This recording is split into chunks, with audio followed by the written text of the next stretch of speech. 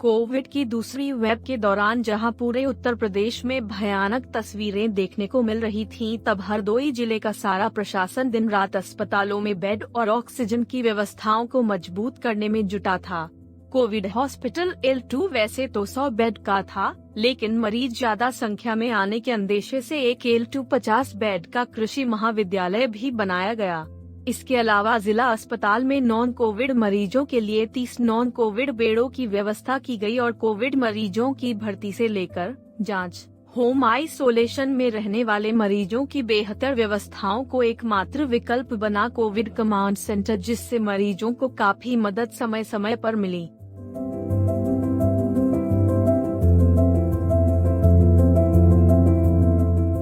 ये तस्वीरें हैं कोविड कमांड सेंटर की, जहां कोई L2 अस्पताल में मरीजों से वहां की व्यवस्थाओं की जानकारी ले रहा है तो कोई होम आइसोलेशन में रह रहे मरीजों से टेलीफोन पर बात कर रहा है। ये कोविड मरीजों से फोन पर बात करने के बाद क्या उन्होंने अपनी ऑक्सीजन चेक की, कौन कौन सी दवाएं ले रहे हैं, संक्रमण कितने दिनों से है, ये सारी जानकारी सेंटर के लोग एक रजिस्टर पर नोट कर लेते हैं। जिलाधिकारी अविनाश कुमार रोजाना स्वयं कोविड कमांड सेंटर में जाते हैं और रोजाना कोविड मामलों पर जानकारी हासिल करते हैं। सर, कोविड की दूसरी लहर को देखते हुए अब संक्रमण काफी कम इस वक्त देखा जा रहा है, क्या क्या प्रशासन द्वारा कदम उठाए गए थे सर? देखिए, कोविड की दूसरी लहर आई थी, आप सभी लोगों को पता है, और काफ़ी गंभीर स्थितियां सभी पूरे विश्व में उत्पन्न हुई थी और भारत देश में भी काफ़ी ऐसे कई राज्यों थे जिसमें काफ़ी गंभीर स्थिति उत्पन्न हुई। उसमें जो भी माननीय मुख्यमंत्री जी ने बहुत समय पर हम लोगों को जो भी निर्देश दिए उनका हम लोगों ने अनुपालन सुनिश्चित कराया। जैसे हमें आदेश दिए गए थे कि हमारी एम्बुलेंसेज जितनी भी हैं उनको हम लोग उनकी संख्या कोविड एम्बुलेंसेज को हम इंक्रीज़ करें ताकि समय रहते हुए हम सभी लोगों को अस्पताल ले जा सकें। तो हमने 36 एम्बुलेंसेज करी,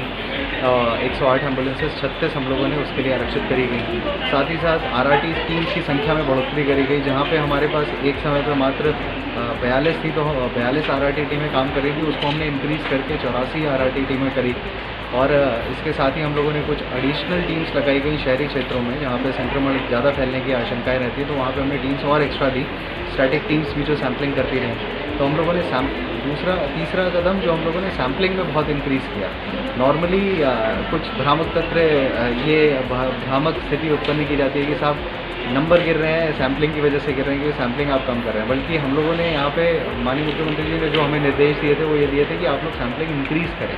तो हम लोगों ने उसके क्रम में जहाँ पे हम एक टाइम पे 1600 के करीब सैम्पलिंग कर रहे थे, उसको हमने पहले 3000, 3500 के आसपास किया और अब हम लोग डेली 5000 का टारगेट सैम्पलिंग करके चल रहे हैं और उसमें हम लोगों की स्थिति काफ़ी सुधरती जा रही है। इसके अलावा सैम्पलिंग के अलावा हम लोगों को जो सबसे मुख्य जो इंटरवेंशन था वो था integrated Covid command and control centre. ये एक ऐसी प्रणाली है जिसके माध्यम से आप पूरा कोरोना जो है उसके जो विभिन्न एस्पेक्ट्स हैं उसको हम लोग कंट्रोल करते थे। जैसे अगर किसी को एम्बुलेंस की आवश्यकता है तो ये कंट्रोल रूम पे कॉल कर सकता है, तो संबंधित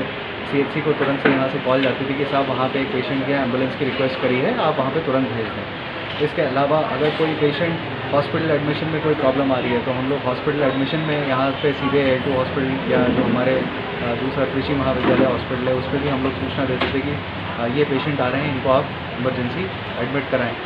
और बेड अवेलेबिलिटी की संख्या हम लोगों को पता चलती रहती थी कि किस हॉस्पिटल में कितने बेड्स अवेलेबल हैं, तो ताकि कौन सा पेशेंट किधर जाना चाहिए। इसके अलावा होम आइसोलेशन पेशेंट्स को यहाँ से पूरा मॉनिटर किया जाता था कि हमारे जो RRT टीम्स हैं उन्होंने समय रहते हुए होम आइसोलेशन पेशेंट को अगले दिन, जैसे अगर आज पॉजिटिव किसी की रिपोर्ट आई तो अगले दिन ही RRT टीम को जाकर उसको दवा देना बहुत आवश्यक होता है। वो एक ऐसा इंटरवेंशन होता है जिससे हम किसी भी आदमी को गंभीर स्थिति से बचा सकते हैं। तो उसको अगले दिन ही जाके हम लोग यहाँ के कंट्रोल रूम के माध्यम से हम लोग चेक करते थे कि RRT ने दवा दी कि नहीं, और अगर RRT टीम दवा नहीं देती थी तो हम लोगों को यहाँ पे एक डेटा निकल के आ जाता था कि कितने ऐसे लोग हैं, कौन से ऐसे पेशेंट्स हैं जिनको दवा नहीं दी। तो उसके बारे में फिर तुरंत से MOIC को अवगत कराया जाता था कि आपके यहाँ पे ये वाला पेशेंट है जिसको दवा नहीं दी गई है, आप इसको तुरंत वो अटेंड करें और इनको तुरंत से दवा दिलवाएं। इसके अलावा अगर कहीं पे कोई अन्य कोई सूचना किसी भी प्रकार की कोविड रिलेटेड कोई अपनी जांच कराना चाहता है तो उसको बताते थे कि कहाँ पे आप जा सकते हैं या कहाँ कैसे आपकी जांच हो सकती है, या फिर अन्य कहीं कोई शिविर लगा हुआ है तो भी हम लोग उनको बताते थे कि इस शिविर में आप जा सकते हैं। इसके अलावा हम लोगों ने यहाँ पे एक और चीज़ स्टार्ट करी है कि हमारे यहाँ जो वैक्सीनेशन चलता है उसमें जो द्वितीय डोज वाले हैं तो वो ड्रॉप आउट ना करें। तो हम लोग यहाँ से 24 घंटे पहले एक रिमाइंडर कॉल देते हैं कि साहब आपका कल वैक्सीनेशन निर्धारित है, तो कृपया आप इस साइट पे आप समय अंतर्गत पहुँच जाए, ताकि